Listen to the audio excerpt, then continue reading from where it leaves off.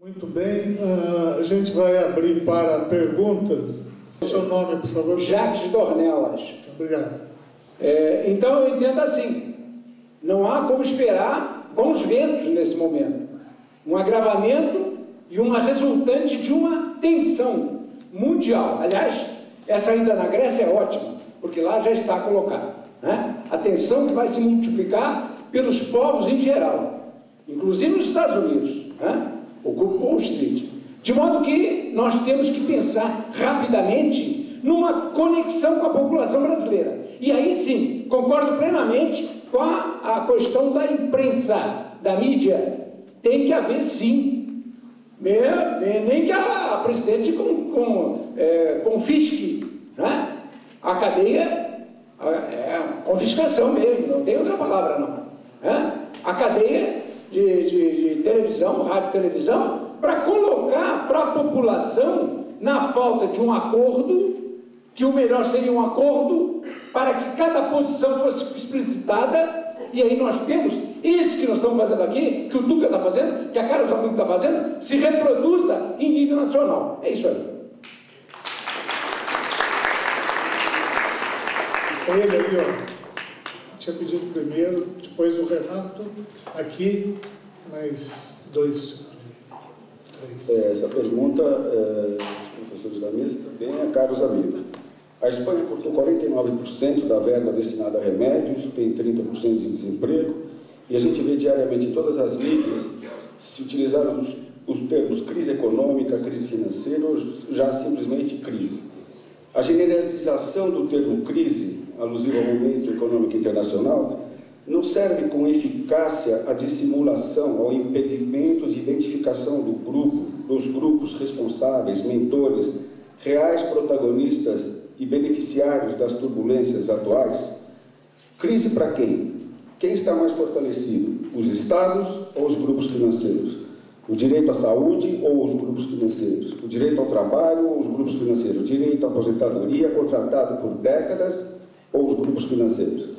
E se fosse usado o termo ataque financeiro, ao invés de crise? Manchete. Devido ao ataque financeiro, serão cortados os orçamentos da saúde, da educação e etc. Sem identificar responsáveis, não é possível construir mudanças e correções democráticas. Muito obrigado. O Renato Pompeu ali, o jovem.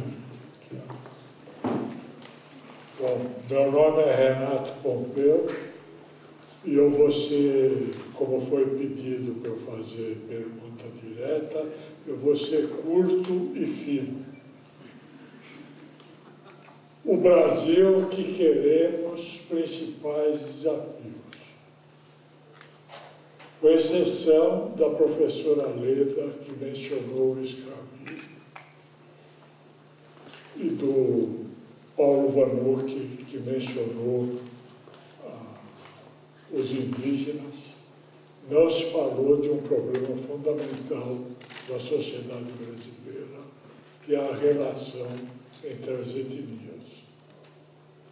Nós temos uma situação muito rica e muito complexa nesse tema. Ao mesmo tempo que aqui a convivência entre as etnias é a mais harmônica em todo o mundo, é também uma das mais injustas. E eu queria perguntar ao Paulo Vanucci, por que, quando ele mencionou as grandes decisões do Supremo, não mencionou as cotas? É isso, obrigado. As cotas. Aqui, ó, já. 1, 2 e 3. Desculpa, né? Boa noite, eu sou o Bernardo, sou do PSOL, vou ser bem breve em função do tempo. Não, o Brasil que eu quero é o Brasil livre dos credores da dívida pública. A gente pega os dados anuais da União, o orçamento nosso do Brasil é comprometido em 50% do orçamento com dívida pública, né? Foi o que o Plínio chamou em 2010 de bolsa banqueira.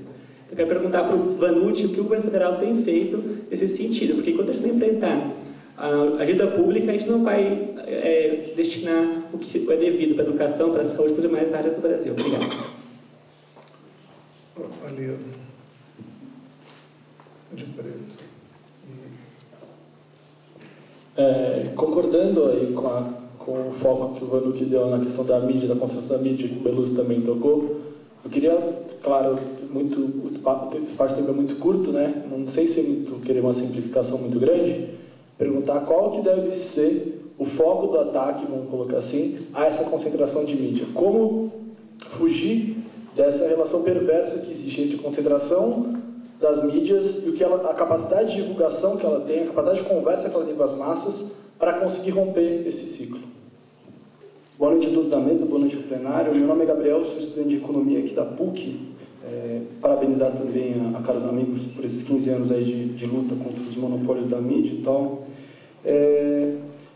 No governo Lula, eu identifico que tiveram quatro pontos de muito avanço, né? Recuperação dos empregos e salário, crescimento com base no investimento público e mercado interno, política externa independente e fim das privatizações, né? Apesar do último período a gente ter vivido alguns revés com o governo Dilma, eu acho que foi sobre esse projeto que ela se reelegeu e tal, se elegeu, né? Aí, no último período, eu queria trazer alguns dados, né? As empresas estrangeiras, elas, no geral, elas exportam 70% a mais do que as empresas nacionais e importam 290% a menos do que as empresas nacionais. De 95 a 2010, o estoque de capital fixo no Brasil cresceu 35%. E a parcela estrangeira aumentou 1.290%, ou seja, um nível de desnacionalização enorme. E não foi basicamente por investimento direto estrangeiro, né? Desnacionalizando as nossas empresas que nós tínhamos aqui e as transformando em montadoras. E, somado aos juros altos, né, os maiores juros do mundo, a gente vê a expectativa do Banco Central para 2012, um déficit de 70 bilhões. Né? Ou seja, faltou nesse projeto que o Lula colocou, que é um projeto caminhando no sentido da independência, de diferenciar o capital nacional do capital estrangeiro. A gente vê na Constituição de 88, havia uma medida que foi segurada pelo Fernando Henrique Cardoso no sentido de tratar a empresa nacional com prioridade, né, nos financiamentos na encomenda do Estado, que no Brasil isso tem muita força, né, a gente vê o BNDES. Aí eu queria perguntar para a Leda Paulani e para o Beluso, que colocaram, foram contrapostos, o que eles pensam a respeito dessa questão de diferenciar a empresa nacional da estrangeira no sentido de fato, completar esse processo de independência do Brasil. Obrigado. Muito obrigado. É o seguinte, mais duas perguntas e a gente encerra. Vou falar bem rapidamente, sou Fernando, estudante de Ciências Sociais da Unicamp. Gostaria de perguntar para a mesa, para quem quiser falar, o que seria o estado da arte, da apropriação popular das instituições estatais e se isso, né, essa radicalização da democracia, ela entra como norte dentro dos movimentos de esquerda contemporânea. Mais uma lá em cima, né? Foi, fechou. Tem da internet. As receitas da União ela foi prorrogada no governo Lula. O artigo 192 da Constituição, que regulava o sistema financeiro, em 2003, com a emenda à Constituição número 40, proposta pelo Executivo, o governo Lula deixou de regular o sistema financeiro. Como bem disse o colega que me precedeu, o Bernardo, 45% da nossa dívida pública, ou seja, do orçamento, é para pagar erário público. Tem o artigo 116 da Constituição que diz que não pode ter emenda nenhuma que subtraia o pagamento da dívida. E foi isso que ocorreu no governo todo. Agora, festeja-se muito, disse que a Dilma reduziu, por exemplo, a parte da dívida pública de renda variável. Ela tem 27% são as LFTs, Lendas Financeiras do Tesouro.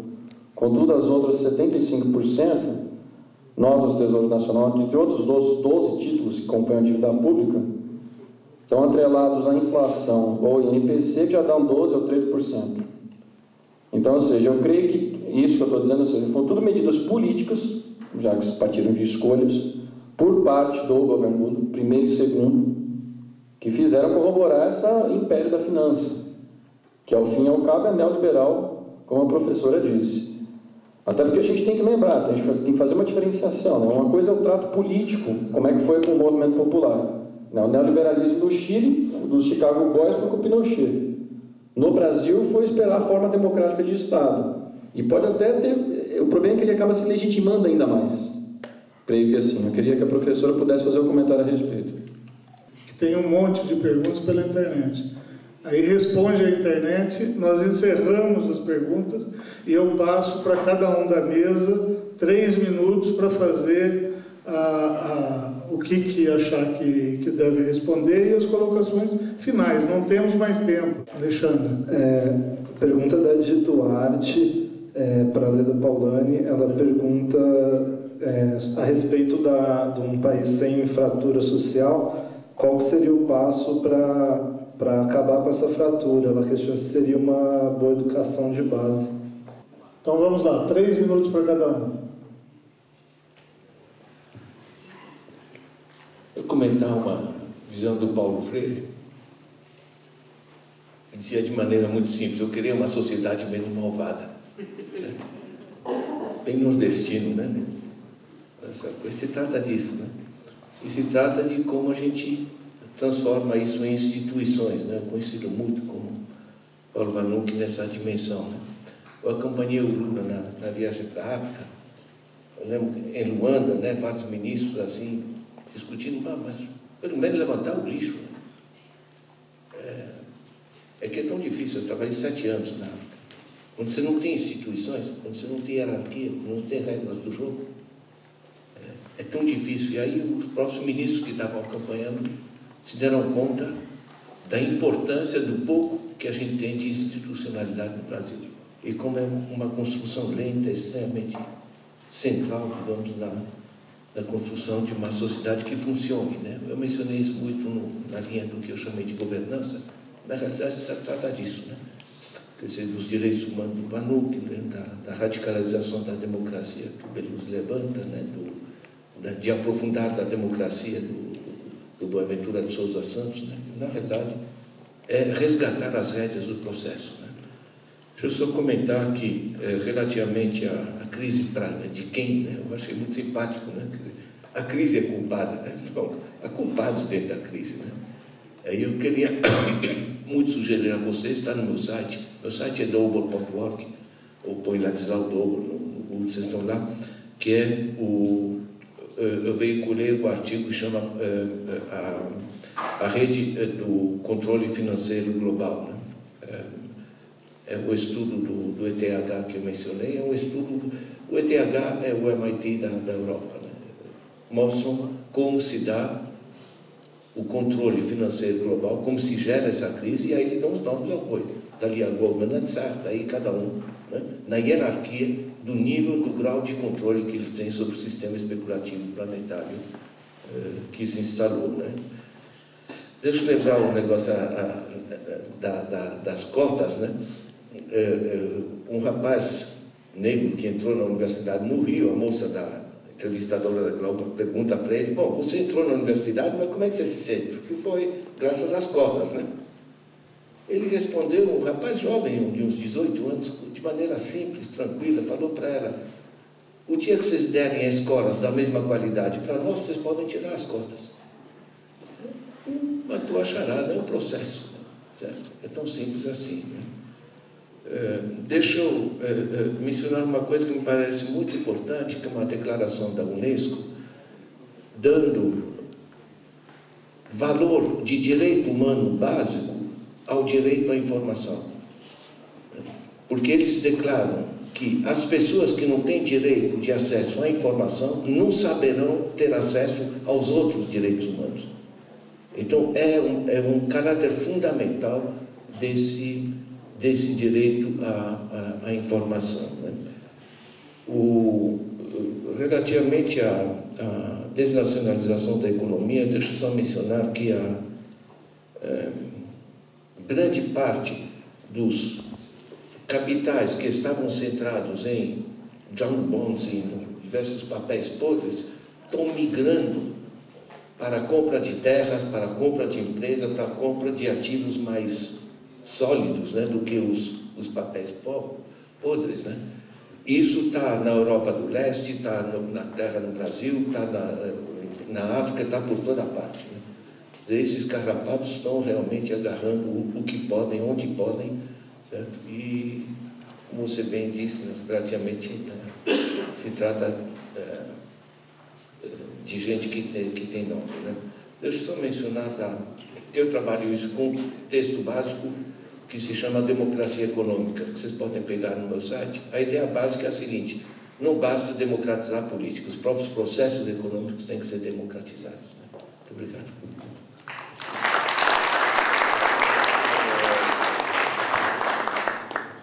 Eu vou dar meus 3 minutos para a mesa, que eu acho que ninguém fez pergunta para mim. Obrigada.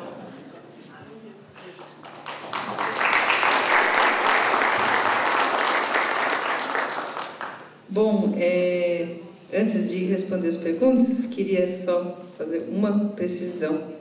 Paulo, eu estou falando do neoliberalismo do governo Lula, não incluí o governo Dilma na história, Lula, né? Do ponto de vista econômico, exclusivamente do ponto de vista da política econômica, política monetária, política fiscal, política cambial, que levou a crescimento muito ruim no início do governo Lula e depois ao retrocesso industrial ao qual se referiu o professor Beluso. Com relação aos programas sociais, Beluso, eu concordo plenamente. Eu acho que isso que você propõe, por exemplo, eu acho é evidente que os empregos não serão criados mais com a facilidade com que foram criados no paradigma da segunda revolução industrial, né? O paradigma da terceira é diferente. Agora, o Bolsa Família sequer direito né? Ele é uma liberalidade do Estado, é quase uma esmola, vamos dizer assim, para que a pessoa não morra de fome, né? Então, esse tipo de coisa, ele teria que acabar, teria que ser universalizados os direitos em gastar os recursos do pré-sal nos programas de emprego, de saúde, educação, cultura, estou plenamente de acordo. Bom, essa questão da crise, realmente, quer dizer, a palavra crise, ela dissimula mesmo os interesses que produzem a própria crise, se beneficiam da crise. Contudo, driblar isso é tão difícil quanto driblar, né, a prepotência da mídia e a promiscuidade entre a grande mídia e os interesses do grande capital e da finança de modo geral, né? Mas você tocou no ponto certo. Deixa eu ver, agora eu marquei aqui, não sei se eu consigo me lembrar. Bom, vou responder então a questão da internet. Bom, se eu não acredito que o primeiro passo para romper essa fratura social é uma educação social básica, uma educação básica de qualidade. Acho que o exemplo aqui que o professor Ladislau trouxe do rapaz, né, negro do Rio, já é emblemático disso, né? Óbvio, né? Quer dizer, uma boa educação uma educação de qualidade acessível a todos é o começo da história, né? Sem isso, a gente não vai muito adiante. Eu falo, sempre converso com outro grande amigo meu, que é o professor Fernando Haddad, que ele venceu algumas batalhas na educação, mas a batalha da qualidade, ela não se vence rapidamente, né? É preciso, em primeiro lugar, aquilo que o Paulo Vanucchi também já falou aqui, recuperar a dignidade da profissão de professor, né? A profissão de professor foi achincalhada durante décadas no Brasil. Então, enquanto você não recuperar isso, você não tem nem a possibilidade de recuperar a qualidade da educação básica e, portanto, de romper, de vencer a fratura social, acabar com ela.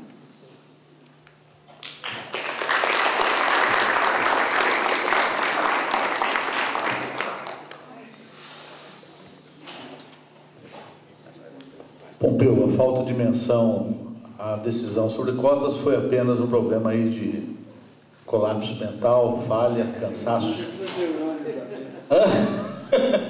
É muito importante, de fato, e e vamos juntar as coisas que eu falei, né? Quer dizer, é sinal disso que eu estou chamando o sentimento de geração vitoriosa. Um país que avança, apesar dos seus enormes problemas. Um Supremo, o mesmo Supremo que oferece espetáculos grotescos, como bate-boca, acusação entre ministros, racismo, os pré-julgamentos que o Gilmar Mendes gosta de fazer quase que a toda semana, cheio de temas dos direitos humanos, como Raposa Serra do Sol, células-tronco, o direito à união civil estável e o reconhecimento da ação afirmativa. Anencéfalos, a questão do princípio da equidade, que é a afirmação democrática já muito bem respondida aqui no comentário do Ladislau. Equidade é justiça do caso concreto, é tratar desigualmente os desiguais para produzir igualdade. Sobre a dívida pública, é um problema da opção estratégica do que representou o governo Lula, segue representando a Dilma, é diferente, o PSOL nasce inclusive desse descontentamento de um segmento importante do PT com esse rumo. Agora, o que iluminava, orientava a opção era uma concepção de democracia que não estava ligada, sim, a uma tradição socialista, e sim a uma tradição muito colateral, austro-marxismo, etc., experiências de tentar trabalhar o socialismo com parlamento, com poderes independentes, e numa transição gramsciana, que é construir uma nova autoridade política, intelectual e moral na nação. Então, como parte disso, a dívida pública não podia ser enfrentada como rupturista, declarar que ela não será paga. Um colapso imediato, automático, todo o sistema financeiro era preciso transitar. Demorou muito tempo e houve erros do governo Lula no timing dos juros. Este meu colega aqui à esquerda chegou a ser, dizem as más línguas, convidado para ser presidente do Banco Central e, em seguida, disseram que não, etc. Tal. Porque era o descontentamento do Lula com a própria autoridade do Meirelles e desacordos que foram evidentes para quem estava no governo e vivia. Agora, o que importa é que se trata como continuidade do mesmo projeto político. A Dilma está fazendo o enfrentamento dos juros e, com esse enfrentamento, a questão da dívida pública ela se torna equacionável. E, por último, a relação sobre o problema da radicalização da democracia e a questão da democracia participativa, democracia direta, é um dos anúncios claros do governo Lula. São 74 conferências nacionais, Neumar e eu, em 8 anos, coordenamos 11 das 74. No seu total, com participação direta, perto de 5 milhões de pessoas foram chamadas para discutir temas, muitos nunca antes discutidos. Segurança pública. Foram 500 mil pessoas que participaram, direta e indiretamente, de debates sobre como conceber segurança pública. LGBT, o primeiro e único país do mundo, até hoje, que realizou uma conferência convocada no Diário Oficial pelo presidente da República, forçando todos os governadores estaduais a fazer o mesmo. Quer dizer, inclusive, provavelmente, alguns homofóbicos entre eles. Tiveram de fazer porque é uma marcha da democracia que exige que os governos avancem nesse sentido. Termino dizendo que, nesse sentido, para quem não viu ainda, naquela saída à direita, vocês vão ver uns painéis que a gente veio aqui inaugurar anos atrás sobre os estudantes da PUC que morreram na luta contra a ditadura. Então, ali, o resumo da vida deles e tal. Esse trabalho, ele vem se avançando, adquiriu um momento inteiramente novo, e o que nós sonhávamos nas últimas décadas era o que está acontecendo agora. É ver uma juventude de 18 anos, 20 e poucos anos, assumindo essa luta nas suas mãos. O levante popular da juventude, os escrachos de torturadores. Então, nesse sentido, o país tem os problemas da dívida pública para equacionar, os problemas levantados pela Leda, pela Tânia, pelo Beluso. Agora, é preciso enfrentá-los a partir do sucesso de uma vitória importantíssima e que era pouco provável, porque é de uma das elites mais bem estruturadas do planeta. Das mais reacionárias, e se a gente for estudar a história dessa elite, desde a sua formação em Coimbra, no Império de Pedro II, toda a história desse século, nós vamos ver que não é pouca coisa, não é subestimável o país ter uma sequência de governos, Lula, Dilma, e o que pode vir em continuidade histórica nos anos seguintes.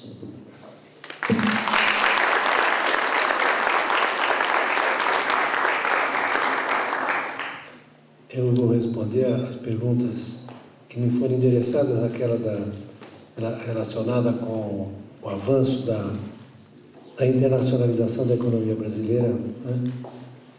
A economia brasileira, em geral, a crítica que se faz de fora, né, é que a economia brasileira é muito fechada. De fato, ela tem um grau de abertura mais baixo por causa do caráter continental, da estrutura de crescimento do Brasil. Agora, sempre foi muito internacionalizada. O desenvolvimento brasileiro foi montado em cima do tripé: empresa nacional, empresa estrangeira, empresa estatal. O que nós fizemos? Nós enfraquecemos uma das patas, né, que tinha muita importância para o crescimento do Brasil, que era o conjunto de empresas estatais, né? Vou explicar por quê. Porque, na verdade, durante todo o período de desenvolvimento, inclusive durante o regime militar, se vocês olharem a composição do investimento, né, vocês vão ver que o investimento público direto era mais alto do que é hoje, estava em torno de 4, 5%, porém o investimento das estatais dava um total de 12% a 15% do total do investimento, né? Então, isso era um elemento dinâmico, porque as empresas estatais do setor público anunciavam seus planos de investimento e puxavam o investimento privado. Havia crowding in, para usar uma expressão dos economistas, essas expressões que eles usam em inglês. Botavam o investimento privado para dentro, em vez de expulsar o investimento. Todo o setor brasileiro de bens de capital foi criado a partir do investimento público. Todo ele, certo? Então, quando você desmontou esse pedaço, você tirou um fator de dinamismo e de diferenciação da indústria brasileira. Eu já escrevi 500 mil vezes isso e espero que o governo encontre formas de substituir esse papel da empresa pública pelo investimento público. O Brasil precisa subir o investimento público e nesse momento a gente precisa ter claro que não dá para ficar brigando pelo superávit primário, né? Não dá para ficar brigando pelo superávit primário. Eu vou dizer por quê. Porque no momento de desaceleração, se você briga pelo superávit primário, o que você vai conseguir é não fazer o superávit primário, porque cai o nível de atividade, cai a receita, cai e você não faz o superávit primário. Tem umas coisas que a economia keynesiana ensinou e eu quero que vocês que estudarem economia prestem atenção. Você pode determinar o quanto o governo vai gastar, assim como os capitalistas podem determinar o quanto eles vão gastar, mas eles não podem determinar qual o lucro que eles vão ter. Isso vai depender da operação geral da economia. Assim como o governo pode decidir o que ele vai gastar, né, mas ele não pode decidir qual é o superávit que ele vai fazer, né? Isso é uma coisa que depende do funcionamento geral da economia. Quanto à dívida pública, eu quero dizer o seguinte: não dá para você tratar esse problema de uma maneira pontual, né? Vamos examinar rapidamente, eu vou terminar, a construção da dívida pública, dessa dívida pública. Quando foi feito o Plano Real, qual era o tamanho da dívida pública brasileira? Quem é capaz de levantar a mão e me dizer aqui? 250 bilhões de dólares. Quanto era depois do Plano Collor? 250 bilhões? Isso. Quanto era do PIB? 16% do PIB. Muito bem. Você terminou o governo Fernando Henrique com uma dívida pública que chegou a 70% do PIB, certo? O que aconteceu nesse intervalo? Porque a gente precisa analisar as coisas, para não falar fiado. O que aconteceu? A taxa de juros média Selic de 94 a 99 foi 22%, real. Média real, tá? Então, você começou com uma situação fiscal muito boa e terminou com uma situação fiscal péssima. Então, quando o Lula assumiu, né, Qual foi o erro que foi cometido? Foi o Banco Central ter mantido as taxas de juros como manteve, porque isso expôs uma dinâmica da dívida pública péssima. Certo? Então, isso que a Dilma está fazendo, de reduzir a taxa de juros, tem sim importância para a dívida pública, certo? Porque você vai melhorar o desempenho da dívida pública, porque a taxa de juros é a taxa de crescimento, a taxa a qual a dívida pública cresce. Não é isso? Não é isso? É você que está cochichando aí. Não é isso? Então eu faço assim com meus alunos, quando eu quero ficar cochichando, eu chamo a atenção. Então, eu quero dizer o seguinte, é isso ou não é isso? Então, você tem que, a dívida pública é, na verdade, o ponto de contato entre a política monetária e a política fiscal, certo? O que eles ficam pedindo? Para você reduzir a carga tributária, né? Porque isso foi o que fizeram os neoliberais, reduziram a carga tributária no mundo inteiro. O que aconteceu com a dívida explodiu. Certo? Então, tem um problema que nós não discutimos aqui, que é o problema da carga tributária, né? Que é essa aí mesmo. Ela pode ser ruim do ponto de vista da Constituição, mas essa aí é compatível com o desenvolvimento brasileiro. Certo? Então, você tem um jogo entre a política monetária, a carga tributária e a dívida pública. E a taxa de crescimento da economia. Senão a coisa não vai. Né? É isso que eu tinha que responder. Muito obrigado.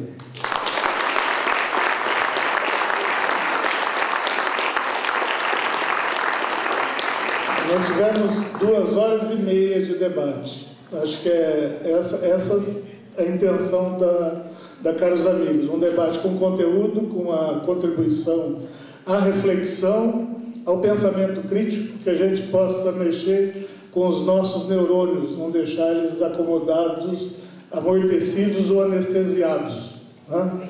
Então, agradecer imensamente a participação de todos, a presença, a participação, aos nossos convidados pela brilhante contribuição que deram a essa reflexão, né? E, em nome da equipe de Caros Amigos, dizer que nós estamos resistindo e contamos com o apoio de todos. É importantíssimo que a gente mantenha um veículo com esse propósito, com esse objetivo na atual conjuntura. Agradecer também a participação da TVT, pela parceria que está transmitindo aqui, e aos sites que também transmitiram o debate ao vivo. Eu espero que a gente reverbere isso, reproduza, e que foi realmente algo muito significativo, importante, bom que tenha acontecido. Boa noite a todos.